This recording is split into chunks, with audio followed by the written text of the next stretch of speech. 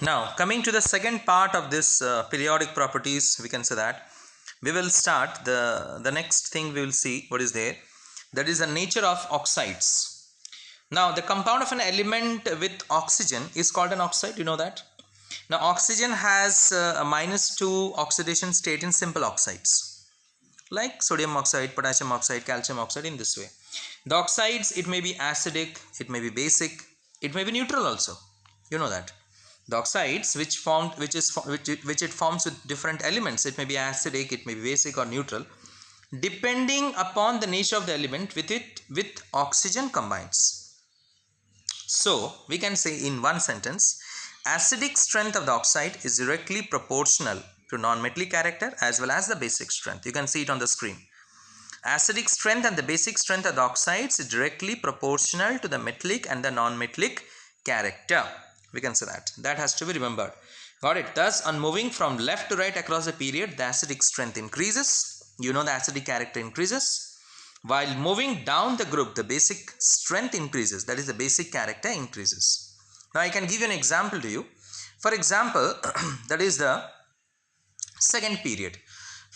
First, let us say lithium oxide, then we'll have beryllium oxide, then boron oxide, then we can say carbon dioxide, then nitrogen pentaoxide, dioxide, and so many others there, isn't it? We are having so many oxides of nitrogen. So if you see lithium oxide, Li2O, it is basic, strongly basic. BeO after lithium, BeO, it is amphoteric. You know, amphoteric means which is basic as well as acidic. Then after that we are having B2O3, boron oxide, which is weakly acidic, as well as CO2, which is weakly acidic. Got it? Then after that we are having N2O5, NO2, got it, which is strongly acidic in nature. N2O3, strongly acidic in nature. Apart from that, we are also having N2O and NO, which is neutral in nature, we can say that. Got it? Now the question comes here, why is it so that in nitrogen it is neutral, acidic? Why is it so? It depends upon what you can say, nothing but the oxidation number of that particular element. Listen carefully, depends upon the oxidation number of that particular element.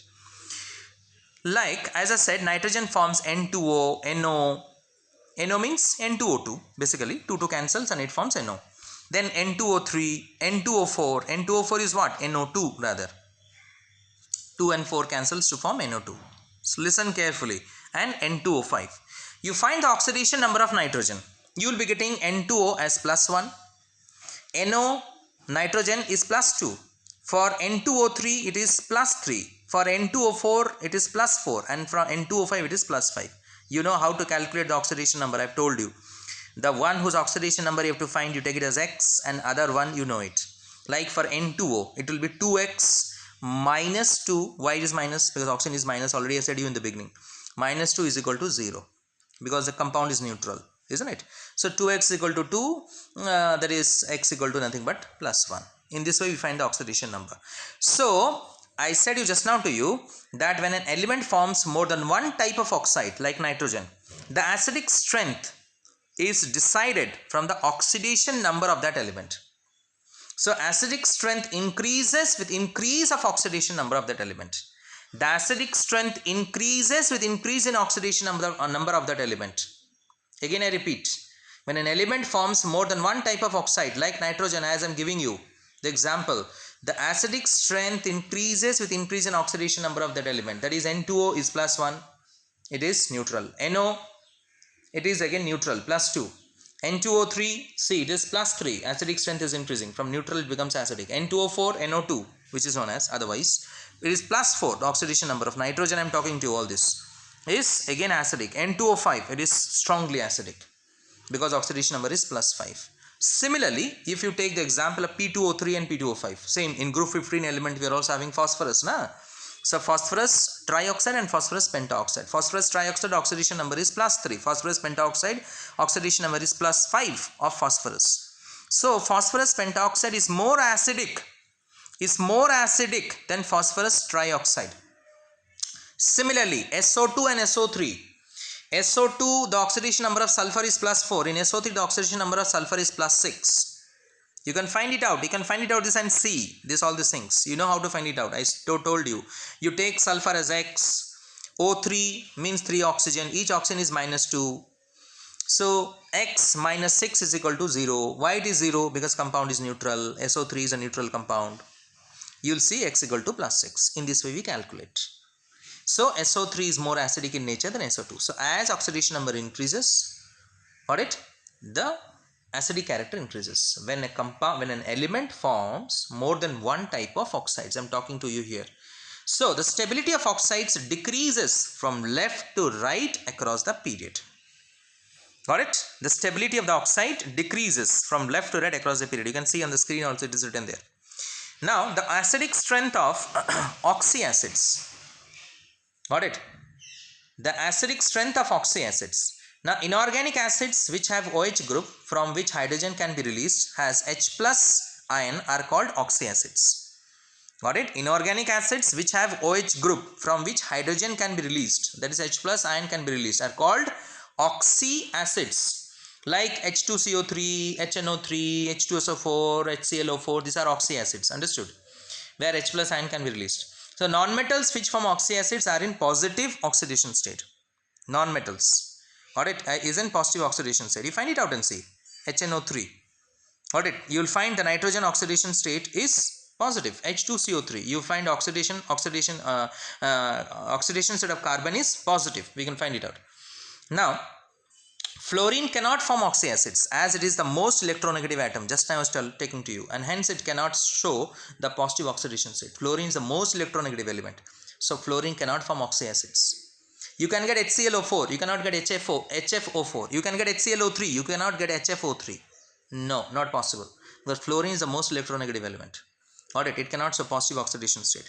On moving from left to right in a period, the acidic strength increases because non-metallic character increases.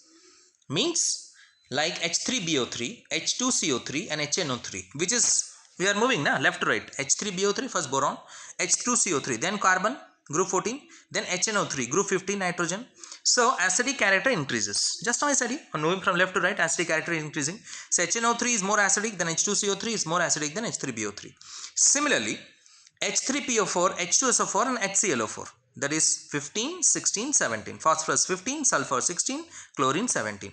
HClO4 is more acidic than H2SO4 is more acidic than H3PO4. Clear? Are you getting? Now next is when a non-metal forms more than one oxyacids, got it, then the acidic strength increases with increase in oxidation state of the non-metal as a central atom. When a non-metal forms more than one oxyacids, means like we are having HClO, HClO2, HClO3, HClO4. See, Cl forms more than one oxyacids, isn't it? HClO, hypochlorous acid, then chlorous acid HClO2, then HClO3 chloric acid, HClO4 is perchloric acid. Then the acidic strength increases with increase of oxidation state of that non-metal. So you find the oxidation state of HClO in case of chlorine, you find the oxidation state of chlorine. Got it? In HClO, you find the oxidation state of chlorine HClO2, you find the oxidation state of chlorine HClO3, you find the oxidation state of chlorine HClO4. You will see it will be 1, 3, 5 and 7 respectively. You find it and see. Got it? One I can say you. Like HClO, chlorine you take it as X. Hydrogen is plus 1, oxygen is minus 2. So 1 plus X minus 2 is equal to 0. So X equal to plus 1. In this way we find it out. So what I said, when a non-metal forms more than one oxyacids, then the acidic strength increases with increase of oxidation state. Got it? That is HClO is less acidic than HClO2, then HClO3, then HClO4. Similarly, HNO2, HNO3, HNO4. Similarly, H2SO3, H2SO4, H2SO5.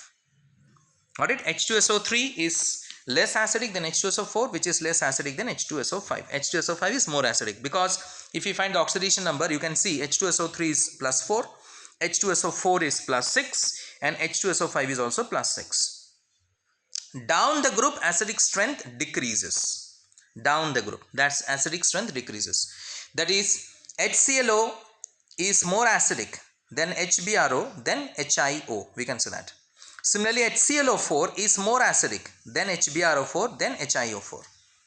Got it? Down the group, acidic strength decreases because electronegativity decreases down the group. Got it? So HClO is more acidic than HBRO is more acidic than HIO. Similarly, HClO4 is more acidic than HBRO4 is more acidic than HIO4. Now if you come to the nature of the hydrides, then oxidation state of hydrides, got it, that is hydrogen, is +1 in non-metallic hydrides, and it is -1 in metallic hydrides. Now hydrides means like oxides, means when oxygen combines with any of the metal. Hydrogen combines with some of the metals and non-metals, and it forms hydrides. Got it? So on moving from left to right across the period, acidic strength of hydrides increases. Like NaH, MgH2, AlH3, CH4.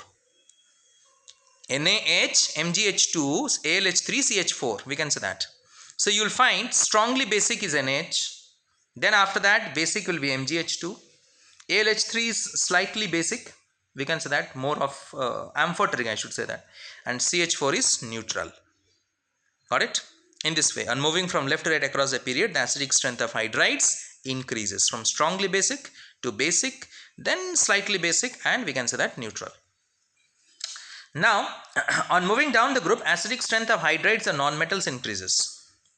On moving down the group, like hydrides of non-metals, you know that Hi is a very strong acid. Got it? In case of halogen acids, Hi is a very strong acid. Why? Because the bond length between hydrogen and iodine is maximum. So H plus ion will be readily released. So if you come to the acidic strength of halides, got it, hydrogen halides, then it will be HF, then HCl, then HBr, then Hi. Because HF, fluorine is a small atom, hydrogen is a small atom. So bond length is very small. Smaller is the bond, stronger is the bond. Bigger is the bond, weaker is the bond. Again I say, smaller is the bond, stronger is the bond. Got it? And bigger is the bond, weaker is the bond. So HF is having less acidic strength than HCl, then HBr, then Hi. Got it? Similarly, in case of Lewis base, ammonia is more basic in nature than pH3, then ASH3, then SBH3, then BiH3. Ammonia is more basic. If you compare the basic strength, the Lewis basic strength, got it, we are having Lewis acid and Lewis base. Similarly, Lewis basic strength, if you compare, then ammonia is more basic than pH3, phosphine is more basic than ASH3, arsen is more basic than SBH3, that is antimony hydride, and BiH3 is boron bismuth hydride. We can say that. Got it? In the same group. So down the group, the basic strength of hydrides of metals increases. Down the group, because metallic character increases. Down the group, the basic strength of hydrides of metal increases, basic character increases. Metallic character increases. So LiH will be less basic than sodium hydride, then potassium hydride, then rubidium hydride, then cesium hydride. Because down the group, metallic character is increasing. So LiH is least basic, cesium hydride is most basic in nature. In that particular group, that is group 1. So LiH, then NaH, then KH, then RBH, then CSH. In the increasing order of basic strength, I said. Got it? So in this way, the covalent nature of hydrides increases from left to right across the period and decreases down the group. The covalent nature of hydrides. Covalent nature means acidic nature. It increases across the period and decreases down the group. Ionic hydrides are stronger reducing agents than covalent hydrides. Ionic hydrides means sodium hydride, potassium hydride. They are stronger reducing agent because H plus ion can be readily released. Got it? Compared to covalent hydrides like water, like H2S, like ammonia. Got it? They are the covalent hydrides, where H plus ion is not readily released because the bond is stronger there. Now, reducing character of hydrides decreases from left to right across the period, increases down the group.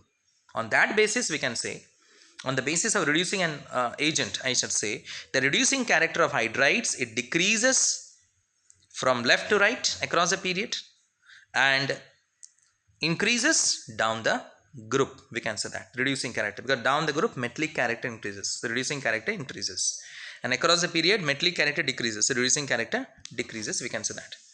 Clear?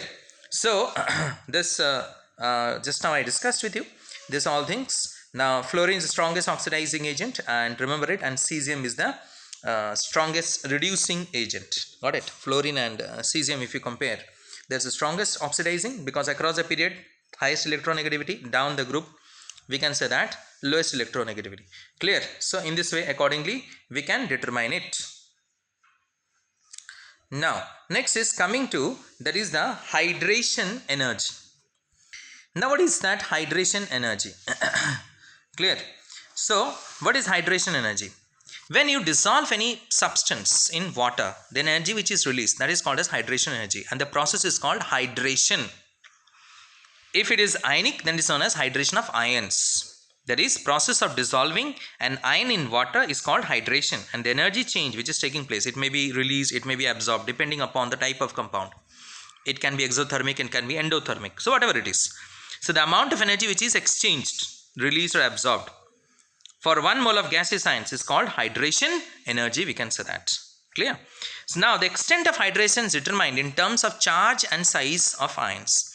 Greater the charge and smaller the size of ion, greater is the extent of hydration. Larger is the size of hydrated ion, lesser is its ionic mobility. Remember it.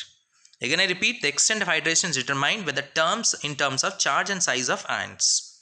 Charge by size ratio, we can say that. Greater the charge and smaller the size of the ion, greater is the extent of hydration. Because charge by size ratio I said, na? So charge is more, hydration is more. Size of the ion is smaller, hydration is larger. Got it? Size of the ion is smaller, hydration is larger, because charge by size, hydration is inversely proportional to size. If size is small, hydration will be more. Got it? So the greater the extent of hydration, larger is the size of the hydrated ion, and lesser will be the ionic mobility.